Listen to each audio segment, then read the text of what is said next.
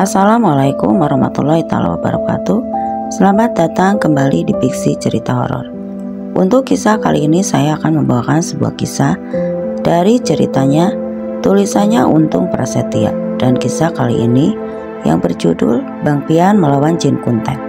Dan untuk seperti apa kisahnya, mari kita masuk ke ceritanya. Hari itu Opik merasa sangat senang sekali ketika di perjalanannya menuju ke sekolah. Opik menemukan sejumlah uang yang digulung dan diikat karet tergeletak di jalan sebuah gang yang biasa dilewatinya ketika pergi dan pulang ke sekolahnya. Opik yang awalnya tidak mengira jika yang ditemukannya itu adalah uang dalam jumlah yang cukup besar. Uang sebesar 150.000 itu terdiri dari pecahan 5 ribuan, 10 ribuan, 20 ribuan, serta 2 lembar 50 ribuan. Itu sengaja digulung dan diikat menggunakan karet gelang berwarna merah. Sesampainya di sekolah, Opik pun segera membelanjakan uang yang ditemukannya tadi dengan mentraktir beberapa orang teman dekatnya. Sepulangnya Opik dari sekolahan, Opik pun kembali melewati jalan yang dilaluinya ketika berangkat ke sekolah tadi. Dan betapa terkejutnya Opik ketika di tempatnya menemukan uang yang tergulung tadi. Opik melihat sosok lelaki berwajah tua tapi bertubuh pendek dengan rambut putih panjang serta daun telinga yang lebar. Awalnya Opik mengira sosok itu adalah sosok anak kecil yang sedang menggunakan topeng. Tapi ketika jarak Opik dengan sosok makhluk mengerikan itu semakin dekat, tiba-tiba saja sosok itu meloncat ke arah Opik. Karena merasa terkejut, Opik pun menutup wajahnya, dan seketika itu juga sosok makhluk menyeramkan tadi menghilang tepat di hadapan wajah Opik. Sesampainya Opik di rumah, dia merasakan tubuhnya demam dan perutnya terasa panas seperti terbakar. Melihat hal itu, Maela pun segera memanggil Bapak Ali yang sedang menyiram tanaman di belakang rumahnya. Sesampainya Bapak Ali di kamar Opik, Bapak Ali dibuat terkejut dengan wajah pucat serta keringat yang mengucur deras di wajah Opik. Bapak Ali pun meminta Maela untuk segera membawa Opik ke dokter karena kondisi Opik yang sudah sangat mengkhawatirkan. Saat itu ketika Bapak Ali dan Maela sudah bersiap untuk membawa Opik ke dokter, tiba-tiba saja Opik menggeliat kesakitan disertai rintihan yang membuat Bapak Ali dan Maela kebingungan. Melihat adanya hal aneh yang menimpa anaknya tersebut, Bapak Ali pun segera pergi ke rumah Haji Belil dan meminta beliau untuk melihat kondisi Opik. Saat itu, sementara Maela masih menjaga Opik sambil memberi air hangat dalam botol kaca untuk meredakan sakit yang dirasakan Opik di bagian perutnya. Kayaknya Opik ketempelan deh, ucap Bang Haji Balil ketika sudah berada di kamar Opik. Usir deh Ci, kalau ada yang menempel di badan anak saya, balas Bapak Ali kepada sahabatnya itu. Gue coba ya. Bismillahirrahmanirrahim, ujar Bang Haji Balil sambil membacakan ayat-ayat suci Al-Quran. Tidak hanya itu, Bang Haji Belil juga mulai mengusap perut Opik yang kesakitan yang sedari tadi dipegangnya tersebut. Opik pun kembali merintih kesakitan sambil terus memegangi perutnya, dan tidak lama kemudian suara rintihan yang keluar dari mulut Opik pun berubah menjadi suara menggeram yang terdengar parau. Opik pun kini mengalami kesurupan dengan tingkah yang aneh. Opik terus saja tertawa. Bersamaan dengan itu, Bang Pian yang biasanya pulang sekitar pukul 7 malam, hari itu kebetulan pulang lebih awal, dan betapa terkejutnya Bang Pian ketika mendapati rumahnya sudah dipenuhi para tetangganya yang ikut melihat kondisi Opik yang sedang kesurupan itu. Lah, ada apa ini? Kok rame-rame di rumah saya? Ujar Bang Pian yang menyapa beberapa tetangganya yang sedang duduk di teras rumahnya. Sementara itu di dalam rumah terdengar suara menggerak dan suara cukup mengerikan yang membuat semua orang bergidik ngeri mendengarnya. Kalau takut mending pada pulang, entar ketularan baru pada nyaho tak, ucap Bang Pian sambil membuka sepatu yang dipakainya.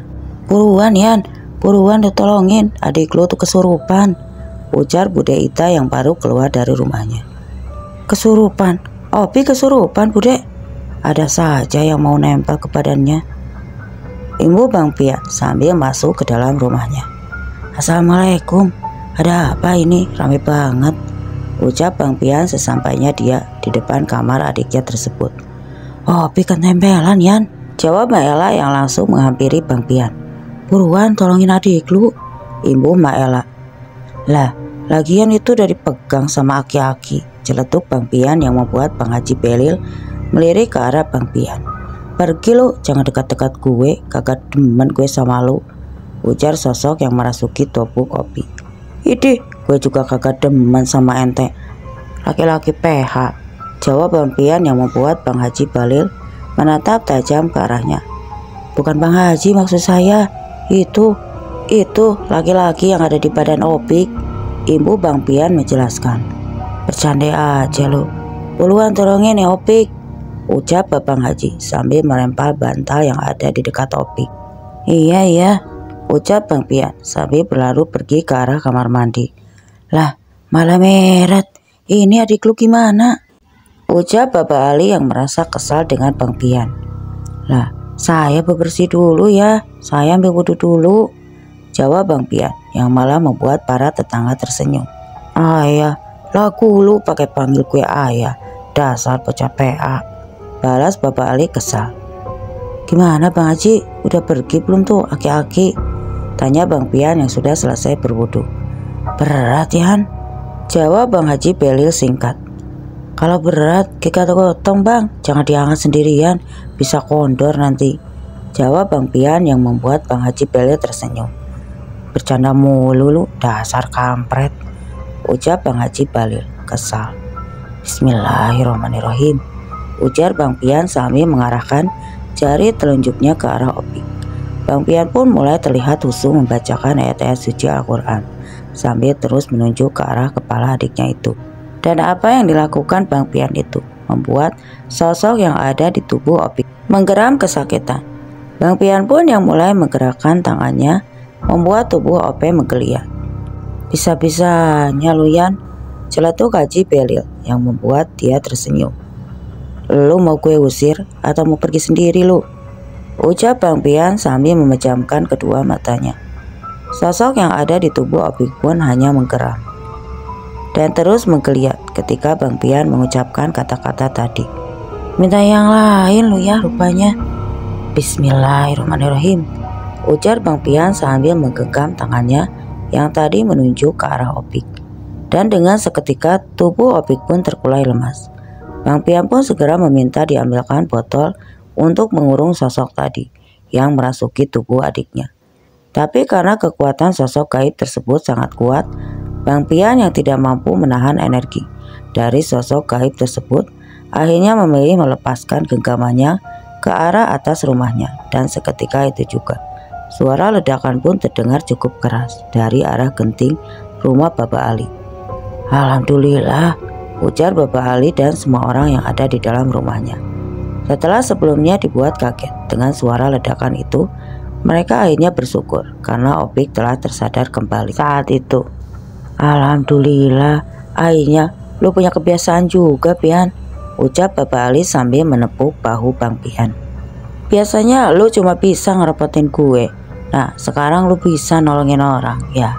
Alhamdulillah," ujar Bapak Ali. Bang Pian yang tahu kalau permasalahan di rumahnya belum selesai hanya terdiam. Pemuda yang sangat senang bercanda itu kini wajahnya terlihat murung dengan muka wajah yang memucat. "Bah, untuk sementara pindahin Opi dulu deh ke kamar saya, biar Opi tidur sama saya dulu."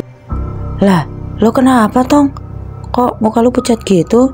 tanya Bapak Ali yang merasa heran dengan sikap Bang Pian barusan. "Urusan kita belum beres, Bah. Sosok makhluk itu masih ngincer Opi kayaknya. Opi ngambil sesuatu yang bukan kepunyaan dia dah," ujar Bang Pian menjelaskan. "Astagfirullahaladzim, Opi lu nyolong apaan sih?" tanya Bapak Ali yang merasa penasaran dengan apa yang dikatakan Bang Pian. "Ya itu mana saya tahu, ntar aja tanyain sama si bontot," ucap Bang Pian yang segera keluar dari dalam kamar adiknya. Yan, ini adik lu jadinya gimana?" tanya Maela kepada Bang Pian. "Lah, orang kata suruh mindahin ke kamar saya, nanya lagi," balas Bang Pian dari arah ruang tamu rumahnya. Tubuhnya lemas, Opi pun segera diangkat oleh Bapak Ali ke kamar Bang Pian. Dan setelah terlihat membaik, Babang Ali pun segera menanyakan apa yang telah dilakukan oleh Opi ketika tadi di sekolah. Di sekolah lu ngapain?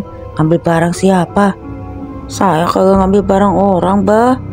Nah, itu kata abang lu ngambil sesuatu yang bukan kepunyaan lu. Saya bukan ngambil, bah, tapi nemu. Emangnya lu nemu apaan sih? Sampai bisa kayak gini kondisi lu, ucap Maela yang sangat khawatir dengan kondisi anak bungsunya tersebut.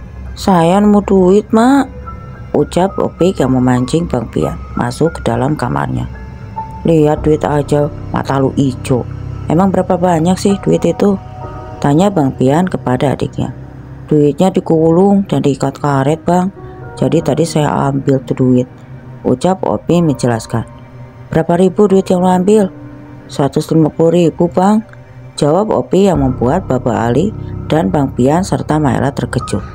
Lah, banyak dong, balas Bapak Ali singkat.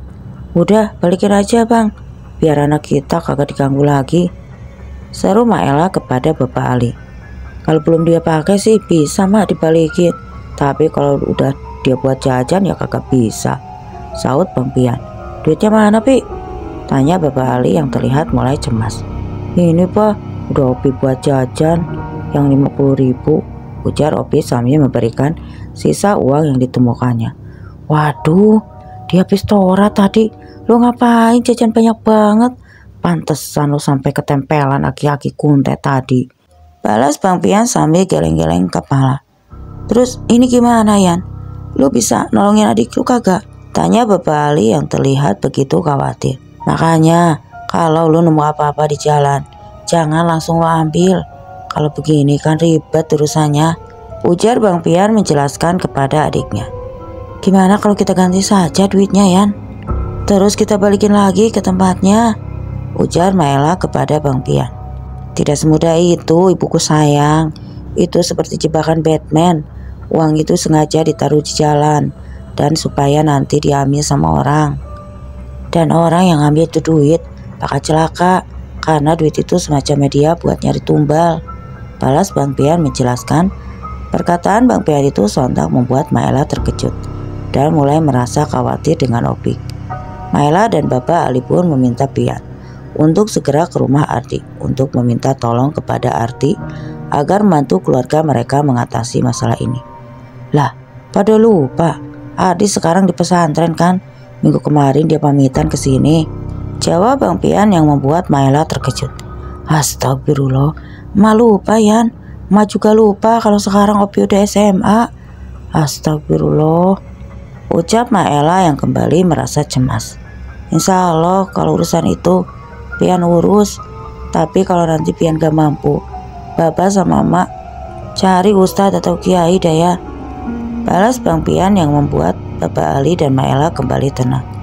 Iya, Yan, mudah-mudahan lu bisa ngatasin masalah ini. Ini duit biar nanti Bapak genapin lagi dah jadi 150 ribu lagi, balas Bapak Ali sambil memberikan uang yang ditemukan Opik tadi pagi. Lo lagi, Pe, jangan lagi ngambil yang bukan hak kita. Mau nemu kek, mau apa kek, jangan lo ambil, ucap Bapak Ali kepada Opik yang menasehatinya. Ketika malam hari tiba, tubuh Opik kembali terserang demam dan mulai mengalami mual serta perut yang terasa sangat sakit.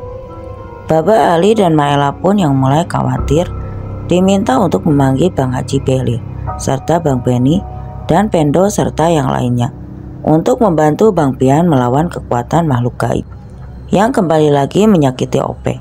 Sesampainya Bang Haji Belil, Bang Beni dan Bang Pendi dan Bang Encom serta Pak De Kosmo, Bang Pian pun meminta tolong kepada mereka untuk membacakan Yasin di rumahnya sampai Bang Pian dapat menghadapi makhluk itu secara langsung. Bang Pian yang berada di kamar sendirian pun mulai mencoba melakukan komunikasi dengan sosok yang kini mulai menyerang Opik. Dengan beringas, Bang Pian yang mulai khawatir ketika mendengar suara Opik merintih kesakitan pun tiba-tiba merasa tubuhnya dingin dan perlahan pendengarannya menjadi sunyi.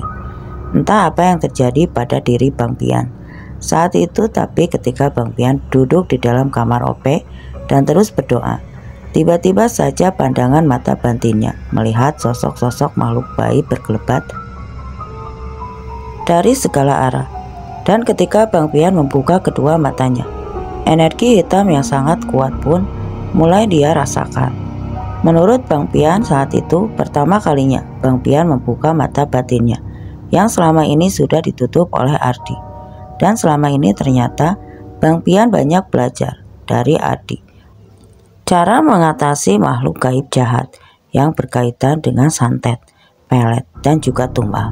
Bang Pian yang sebelumnya pernah mengalami mati suri pun kini dapat dengan mudah membuka mata batinnya atau indera keenamnya serta melepas sukmanya.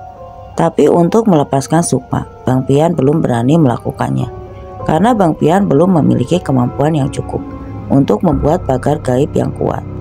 Bang Pian yang sudah dapat membuka mata batinnya pun segera keluar dari kamar Opi dan menuju kamarnya, di mana di kamar itu Opi sedang merintih kesakitan.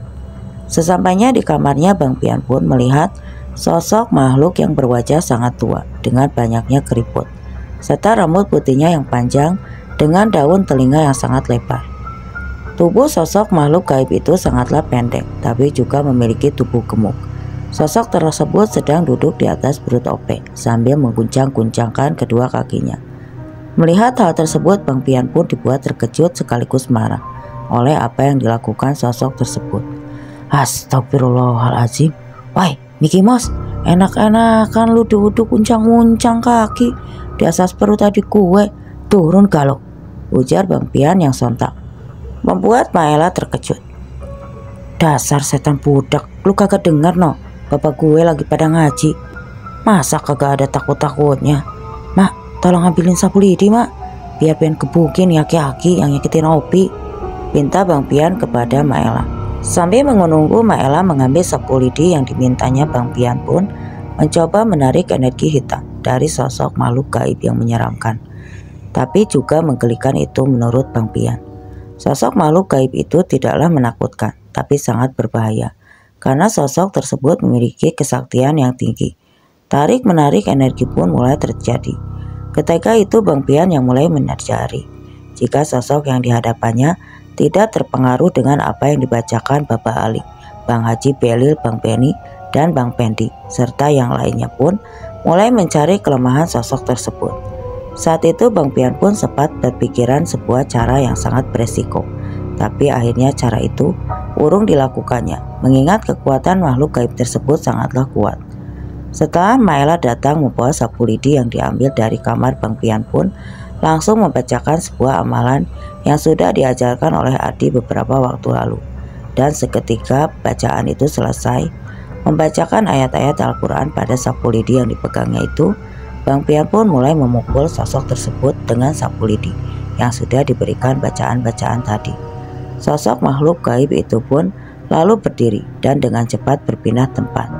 Jika sebelumnya sosok makhluk gaib itu sedang duduk di atas perut Ope, kini dia berpindah di atas meja yang ada di kamarnya Bang Pian. Bang Pian pun terus mengejar sosok tersebut sambil menyabetkan sapu lidi yang masih dipegangnya. Tapi lagi-lagi sosok makhluk gaib tersebut berpindah tepat dengan sangat cepat. Mendapati hal itu, Bang Pian pun mencoba cara lain dengan berusaha menangkap langsung sosok makhluk gaib tersebut ketika dia akan berpindah tempat, tapi sepertinya hal itu sangatlah sulit dilakukan karena sosok makhluk gaib tersebut sangatlah cepat ketika bergerak.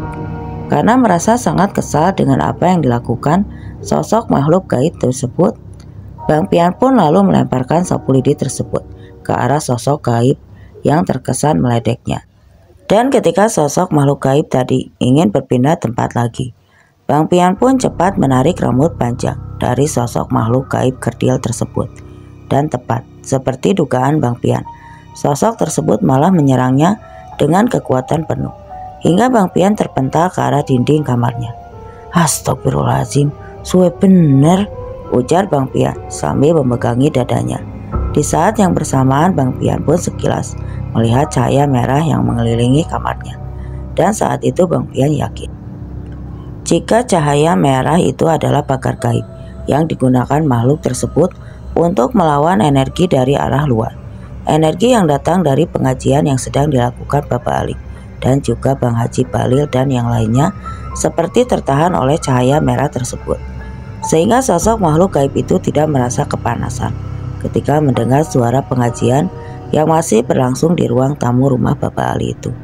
Astagfirullahaladzim, pelajaran kue belum sampai ke bab dinding gaib lagi. Gimana ini ya? Mana udah lemes banget ini badan, bisik Bang Pian dalam hatinya. Tidak lama setelah itu Bang Pian mendengar suara yang tidak asing lagi di telinganya. Suara yang sebelumnya pernah menyelamatkan nyawanya itu terdengar jelas, menuntun Bang Pian untuk menghancurkan dinding gaib yang telah dibuat oleh sosok makhluk gaib tersebut. Dengan seksama Bang Pian pun mendengarkan suara yang ternyata itu adalah suara kakek Abdul, mengajarkan kepada Bang Pian bacaan-bacaan yang harus dibacanya. Perubahan pun mulai terjadi ketika Bang Pian dengan kedua matanya yang terpejam itu membacakan doa-doa yang diajarkan oleh kakek Abdul saat itu. Sosok makhluk gaib yang berwujud kakek tua kedil itu mulai merasa kepanasan dan memegangi kedua telinganya yang sangat lebar tersebut. Bacalah terus amalan itu, dan ketika masalah ini selesai nanti, kau harus mulai berpuasa supaya dapat menggunakan sebagian kecil dari ilmu Allah ini, ujar suara sosok kakek Abdul yang terdengar jelas di telinga Bang Pian. Dari pandangan mata Bang Pian, cahaya merah yang menutup rapat kamarnya itu tiba-tiba saja mengerut dan mulai meratakan retakan di sekelilingnya. Dan tidak lama kemudian, cahaya yang membentuk dinding tersebut pun hancur, hingga membuat sosok makhluk gaib yang tadi menyakiti tubuh Opik pun itu menggeliat kepanasan. Tapi tiba-tiba saja muncul sosok manusia berpakaian serba hitam yang langsung membawa sosok gaib itu pergi dengan cepat. Suasana di kamar Bang Pian pun kembali menjadi terang. Sosok makhluk gaib tadi berhasil pergi setelah diselamatkan oleh seseorang yang berpakaian serba hitam. Tapi setidaknya Bang Pian dapat mencegah adiknya dari gangguan sosok makhluk mengerikan tadi.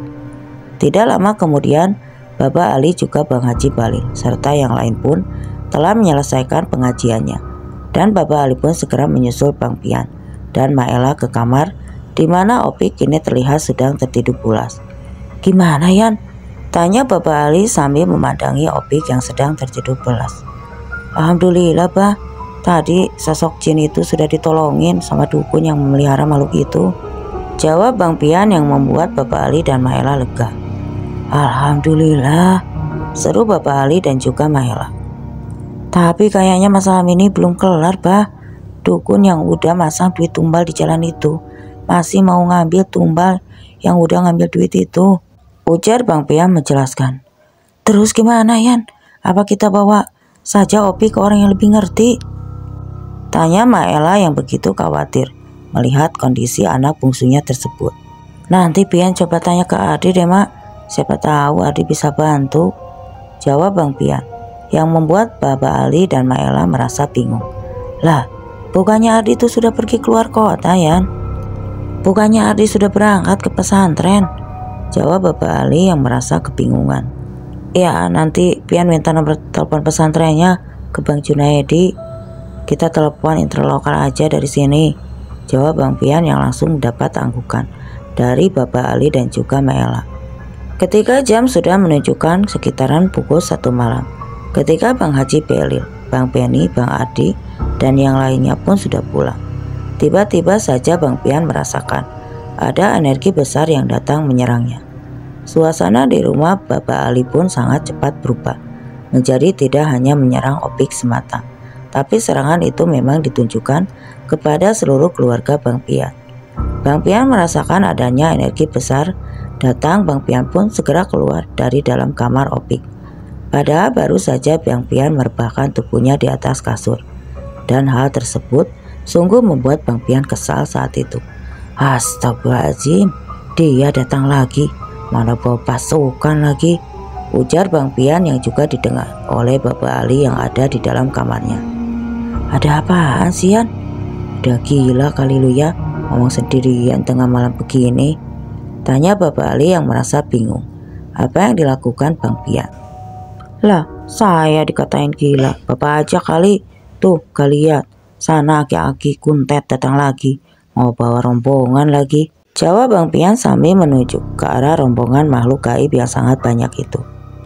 Pantesan Hawanya jadi panas banget, Yan, seru Bapak Ali yang sambil mendekat ke arah Bang Pian. Terus lo bisa nggak tuh hadapin setan? Tanya Bapak Ali yang terlihat biasa saja. Satu aja saya ngap-ngapan, apalagi ini ada selosin, ujar Bang Pian sambil menghitung jari telunjuknya, menghitung sosok-sosok makhluk gaib yang sekarang ada di hadapannya. Tuh kan, ada 11 biji tuh setan kuntet. Udah kayak yang mau masuk sekolah TK aja deh lu, ujar Bang Pian ke arah sosok makhluk gaib itu berada. Candaan Bang Pian itu rupanya memancing sosok yang tadi sore dilihat Bang Pian menyelamatkan sosok jin tua yang menyerang Opi itu. Sosok orang itu pun kini berdiri di antara sosok-sosok makhluk gaib kerdil yang memandang tajam ke arah Bang Pian dan juga Bapak Ali. Silahkan tertawa sepuasnya, sebentar lagi saya akan membuat kalian sakit dan mengambil sukma salah satu dari kalian yang telah mengambil uang tumbal yang saya pasang, ujar sosok dukun berpakaian serba hitam tersebut. Sosok dukun yang sedang meraga sukma tersebut dengan lantang menyampaikan apa yang menjadi tujuannya mendatangi rumah Bapak Ali malam itu. Dan dukun yang memiliki ilmu tinggi itu akan segera mengerahkan cincin peliharaannya untuk menyerang Bang Pian dan juga Bapak Ali saat itu. Widih, pelatihnya datang juga itu. Setan cepol peliharaan lu main-main bola di mana? Tanya Bang Pian sambil memejamkan kedua matanya dan mulai membacakan amalan yang pernah dipelajarinya dari Ardi. Tapi selain kalah jumlah, Bang Pian pun kalah dari segi penguasaan ilmu. Selain sosok-sosok makhluk gaib itu berilmu tinggi, sang dukun pun pasti memiliki ilmu yang lebih tinggi daripada sosok-sosok makhluk peliharaannya. Dasar manusia bodoh, ucap sang dukun sambil mengarahkan makhluk-makhluk gaib peliharaannya tersebut. Ya Allah, jika hamba harus mati hari ini, hamba pasrah, tapi tolong lindungi keluarga hamba ya Rob, ucap Bang Pian dalam hatinya. Ketika energi besar dari para makhluk gaib kerdil itu mulai melesat ke arah Bang Pian, tiba-tiba saja muncul perisai gaib yang melindungi tubuh Bang Pian juga Bapak Ali. Suara benturan antara energi sosok makhluk gaib itu menimbulkan suara ledakan yang membuat Maela dan Opik terbangun. Bukan keajaiban yang datang menyelamatkan Bang Pian dan juga keluarganya. Tentu saja perisai gaib itu datang bersama kakek Abdul dan juga Ardi.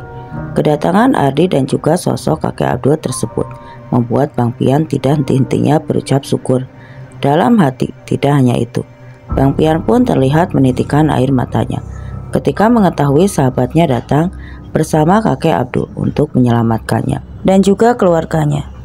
Alhamdulillah ya Rob, terima kasih. Kagak usah nangis Bang, kelihatan tambah jeleknya, ucap Sukma Ardi yang datang bersama kakek Abdul yang sekarang ada di hadapan Bang Pian dan juga Bapak Ali. Alhamdulillah lu datang sobat, emang cuma lu dah sahabat baik gue.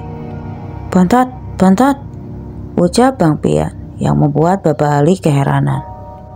Lu apaan sih Yan? Tadi kelihatan pasrah banget, terus nangis, sekarang girang banget, ucap Bapak Ali yang membuat Sukma Bang Ardi tersenyum. Bapak mah gak bakalan ngerti dah, susah dijelasinnya juga. Mendingan sekarang Bapak masuk deh ke kamar Ope, temenin Ope sana dah. Daripada di sini ntar kena energi gelap malah berabe, jawab Bang Pian yang langsung disambut anggukan kepala oleh Bapak Ali.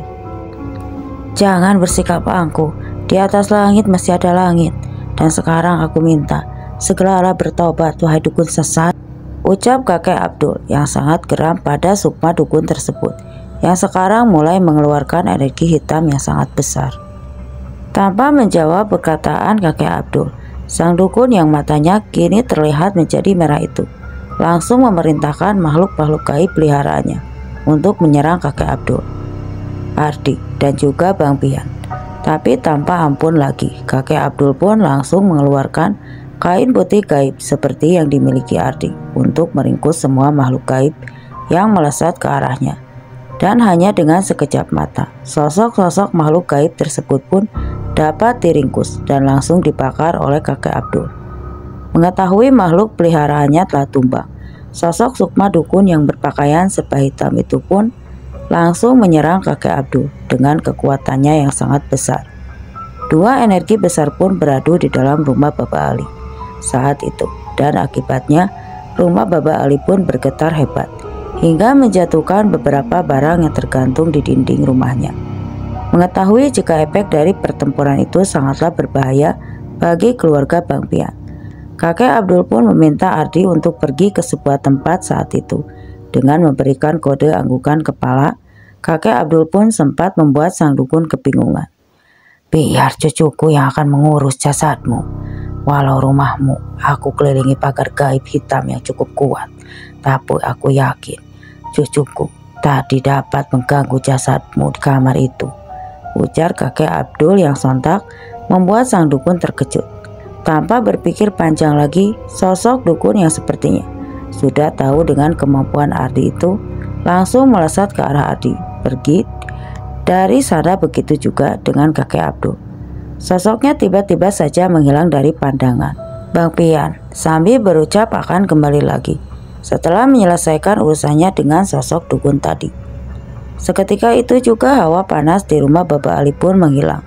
Suasana pun menjadi sejuk setelah kepergian dukun yang berniat mengambil sukma Ope dan menjadikannya tumbal. Tidak lama kemudian Bapak Ali pun keluar dari kamar tempat Ope dan Maela berada. Bapak Ali pun mengatakan kepada Bang Pian bahwa kondisi Ope kini sudah semakin membaik dari sebelumnya. Alhamdulillah Yan, Ope sudah kagak kesakitan lagi, badannya juga udah kagak panas lagi, seru Bapak Ali yang baru saja keluar dari dalam kamar Ope. Alhamdulillah Bah, tadi Ardi sama kakek Abdul datang nolongin keluarga kita, balas Bang Pian menjelaskan kepada Bapak Ali. Alhamdulillah Yan, kalau Ardi sama kakek Abdul datang lagi, jangan lupa ucapin terima kasih. Bilang juga dapat salam dari Jakaria Ali bin Pulan, ya, ujar Bapak Ali sambil tersenyum. Iya Bah, mudah-mudahan kakek Abdul sama Ardi datang lagi nanti. Saya sampaikan salam Bapak buat kakek Abdul dah, balas Bang Pian lagi. Ya udah Yan, kalau gitu Bapak tidur dulu ya, ngantuk banget nih, sambung Bapak Ali yang langsung berjalan menuju kamarnya. Bang Pian yang malam itu berniat menunggu kedatangan sosok Sukma Ardi dan juga kakek Abdul pun tidak kuasa menahan kantuknya. Bang Pian pun memilih membaringkan tubuhnya di kursi sofa yang berada di ruang tamu rumahnya. Dan setelah itu Bang Pian pun mulai terlelap. Tidak lama setelah itu Bang Pian pun seperti bermimpi. Dia bersama kakek Abdul dan juga Ardi. Saat itu kakek Abdul pun meminta Bang Pian untuk berpuasa agar batinnya makin terasa dan juga bisa menggunakan amalan-amalan yang telah diijazahkan oleh kakek Abdul kepadanya. Bang Pian pun diminta untuk lebih sering berpuasa, terutama di hari Senin dan Kamis.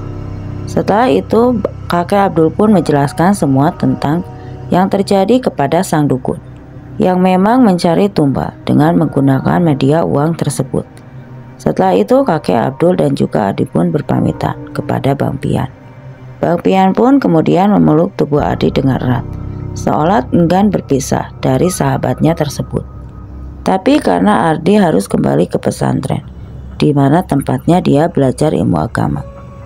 Mau tidak mau Bang Pian pun segera melepaskan pelukannya kepada sahabatnya tersebut. Besok saja abang telepon ke tempat saya belajar jam 1 ya bang, ucap Ardi berpamitan yang langsung melesat pergi dari hadapan Bang Pian. Bang Pian yang tidak kuasa menahan haru di dalam hatinya itu pun kembali sedih. Tidak lama setelah itu Bapak Ali pun membangunkan Bang Pian sambil meledek Bang Pian. Nangis mulu lu, katanya mau kawin, tapi diam-diam nangis mulu, cengeng lu, ujar Bapak Ali yang sudah duduk di samping Bang Pian. Idih, siapa yang nangis sih be? Ini tuh juga karena belek, saut Bang Pian yang langsung melesat pergi ke kamar mandi. Setelah bersiap untuk pergi ke masjid yang berada di dekat rumahnya, Bang Pian pun memberikan uang yang kemarin ditemukan Opek dan membuatnya hampir celaka. Bang Pian meminta kepada Bapak Ali untuk memasukkannya ke dalam kotak amal masjid dengan niat sedekah. Setelah pagi datang, Bang Pian pun menceritakan apa yang dialaminya semalam kepada Bapak Ali dan juga Opek. Bang Pian pun masih menasehati OP agar tidak mengambil apapun yang ditemukannya di jalanan. Dan cerita pun selesai. Oke, untuk semuanya terima kasih yang sudah mendengarkan cerita ini sampai akhir. Dan terima kasih sudah mampir ke channel ini.